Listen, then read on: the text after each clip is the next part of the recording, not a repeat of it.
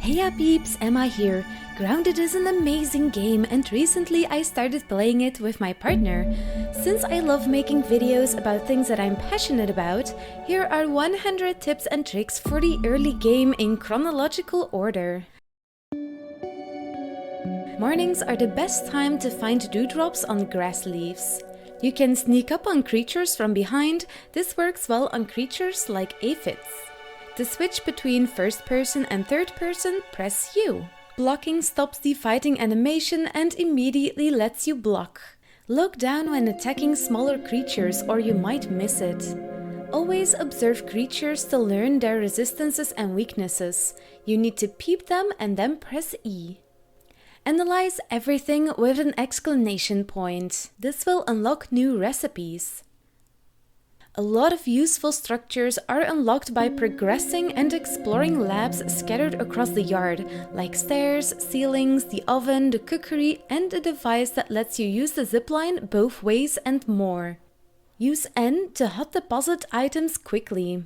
And you can turn off hot deposit for boxes like arrows, food, weapons, dandelion turf, so you don't accidentally leave your essentials at home. Building your base on top of higher items will help you stay safe from bugs, like on a branch, a leaf, or the baseball. Pressing R will make you toss your weapon, but watch out, you can also do this by accident and lose your weapon that way. Ants can and will take food from storage boxes that hold your snacks, so if possible, you best put those out of reach. You can use ants to farm materials for you, like the wheat stems that you cannot farm without an insect axe. Just punch the ants in the face and then jump on top of it. They will destroy it while trying to get to you. Use the F key to relocate structures.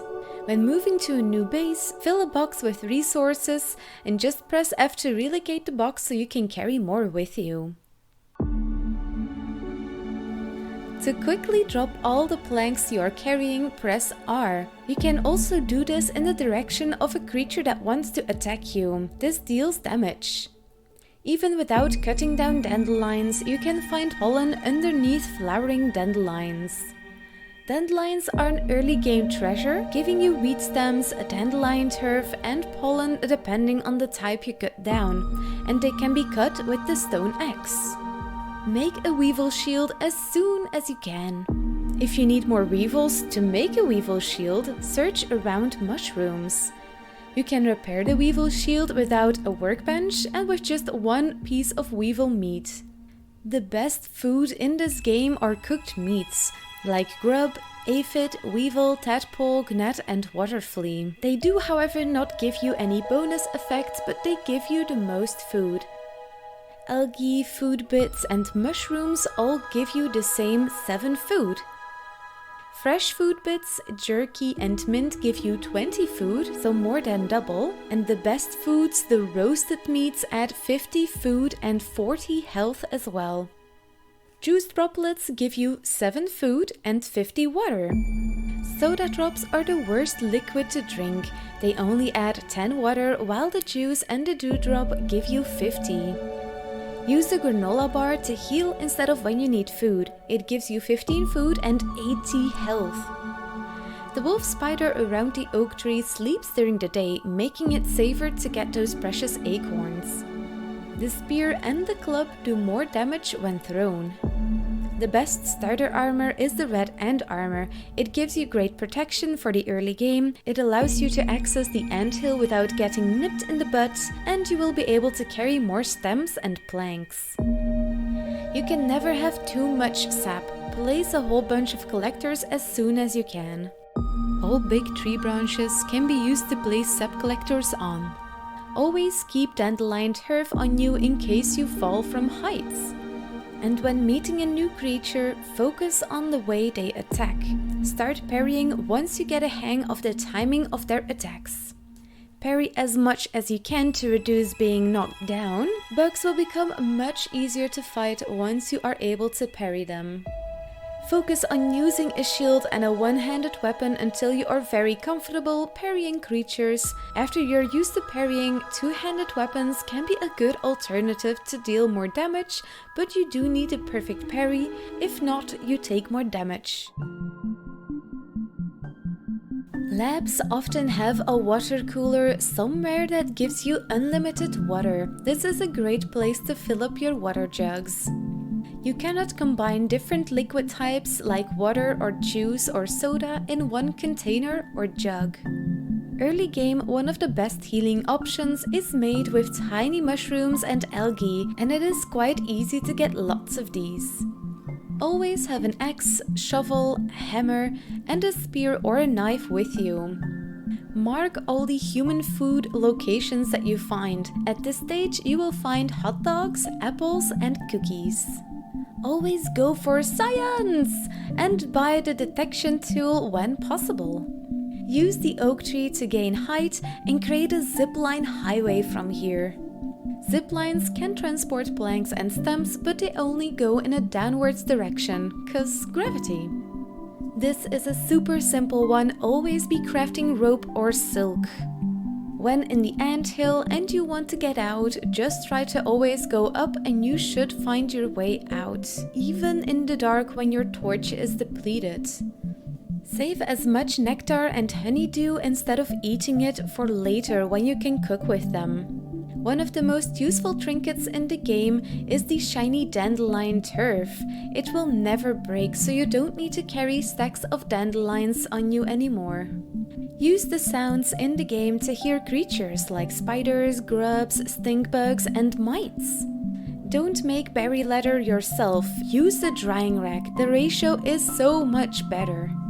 Make a dewdrop collector as fast as you can. A good ratio is 1 dewdrop collector per person. Place the acorn container under the straw of juice boxes to let it fill with juice. And you can practice your fighting skills and get rare early game resources by destroying spider sacks. But be warned, it is best not to break more than 1 spiderling sack at a time early on. The spiderlings that spawn from these sacks can easily gang up on you. When you are in the water and your oxygen hits 0, you immediately die, so at that point you cannot be revived, you will immediately drop your bag. But luckily, your bag will always try to float up. Use your mutations and the mutations hotbar. Having the 4 sets ready will save you in a pickle. Use the clover roof as a staircase. I like how they look, but they are also a little bit easier to build lots of because they only need wheat stems and other very abundant items. And this way you do not need to carry the planks, just the stems. Use the sign frame to give your zipline hub some color and give the signs a fun, greater purpose. If you need red ant eggs for bombs, just kill a bunch of red ants for new eggs to spawn. But you don't necessarily have to do this yourself, you can also go to the red ant hill and grab the attention of the stink bug a little bit further up ahead. Bring it towards the entrance of the red ants and they will start fighting each other. An easy way to get a lot of ant-related parts as well as the eggs. Go to the giant hole with the rake on it and work your way to the fallen branch. This path has a lot of good early game resources, like a lot of mite fuzz. If you find a hole in the red ant hill, jump down it. This hole is filled with snacks. This is the perfect way to get a lot of cookie bits, apple bits, and hot dog bits. When you take these pieces, the ants will not be alerted like they do when you pick up their eggs. By placing down stuffed bugs and rubbing them, you can get more rare items when harvesting the real ones. This effect works for 15 minutes after petting the stuffed bug. This is especially handy for creatures like bombardier to get more parts and boiling glands early on. When you mark a bug on a mounted trophy, you will deal increased damage to the creature that you marked for 15 minutes. Get the drying rack as fast as you can and use it to dry berries and meats. The best meats to dry are aphids, tadpole and gnats, since they can be used to cook with. You can use the other jerky meats as a non-spoilable food while exploring. My favorite place to go gnat hunting is by the big pool in front of the hedge, either by the side of the thistle or in front of the sprinkler. By the sprinkler, mosquitoes do spawn at a later stage, so be careful. Use spoiled meat to attract gnats and use a knife or spear to deal a lot of fast damage. Meals give you 50 or 75 food but no health. On the other hand, they do give you special effects like fall damage and so much more. The effects of different meals do not stack. The effect of the last food you eat will be the one in effect. Different potions do stack with each other. The same potion, meal, mutation or gear effect do stack with each other. Milk molars can be used individually, no matter who finds them. However, everyone gets the same amount to spend. With milk molars, you can upgrade your health, stamina, maximum hunger, maximum thirst, and more mutation slots. As soon as you can, use your milk molars to get an extra mutation slot. This way you will be able to have more mutations running at the same time. Upgrading weapons also repairs them.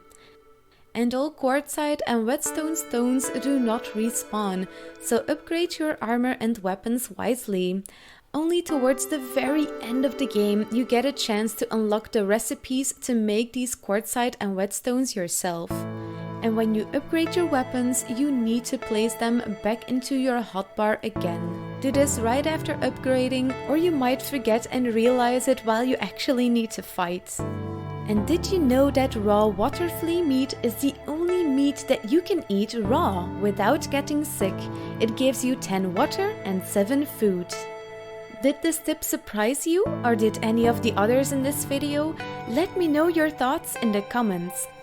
All water weapons can be used in the water and on land, and the knives and spears that are made for on land can also be used underwater. Human food respawns every day at 4 AM. When returning from an activity and you still have some space in your inventory, always pick up plant fibers, sprigs, and other small resources you might see. This way you never really run out of those. A good base location is on the lily pads by the pond lab. It is central and quite safe, and easy to set up a camp on top of. It is, however, good to set up a little bit of a gate in front of the lily pads, so spiders cannot jump on top of the lily pads at night.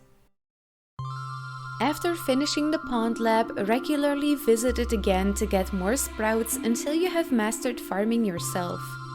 Always be making jerky, and once you start upgrading your weapons, don't throw away your old weapons. Use the lower tiered items in the transition time for the items you do not need to use the higher tiered tools for. Like cutting down grass can still be done with a stone axe, or the acorns can still be farmed with the pebblet hammer. You can do this until you have enough resources to upgrade or repair your higher tiered weapons. Use the copy building piece option efficiently. When copying a structure, you also copy custom settings like the colors of lights or customized icons on top of boxes. Use the armor dummy to swiftly switch between armor sets. Some examples of cool sets are having a swimming set, a fog set, light armor, heavy armor, and exploration armor. Tadpoles are abundant in the pond and very easy to fight. Use them to stock up on jerky and cooked meats. It might not rain in grounded, but with a roof you can get rested. This slows down the food and drink degeneration, and at later stages even helps you heal. Raising your coziness also unlocks new building pieces, emotes, and even the hauling mutation, allowing you to carry more planks and stems. Some other good mutations that are absolutely recommended are the buff lungs for more stamina and the meat shield for more health. When placing down a hearth, also place down the long chimney piece to easily add a lot of coziness to your house. At this stage, my favorite weapon to kill mosquitoes is the mosquito needle. It is fast, it heals you, and it gives them a little piece of their own medicine. Don't forget to leave a like if you agree with this statement. Cause damn those skeeters, they're always out to get us. And do not plug the weed killer canister until you are much further in the game. The weed killer haze actually keeps those fungal creatures contained in their little bubble.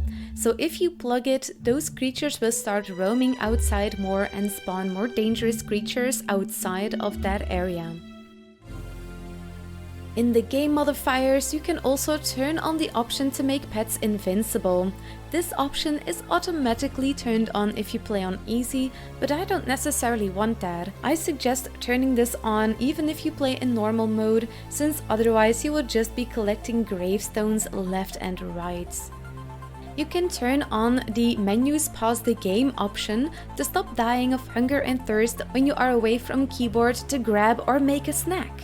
And if you like building and have the option, turn on the handy net in your world. This will make building even more fun and allow you to really dive into your creative mood. Want more grounded snack talk? Click this video. You are absolutely amazing. Dag hè!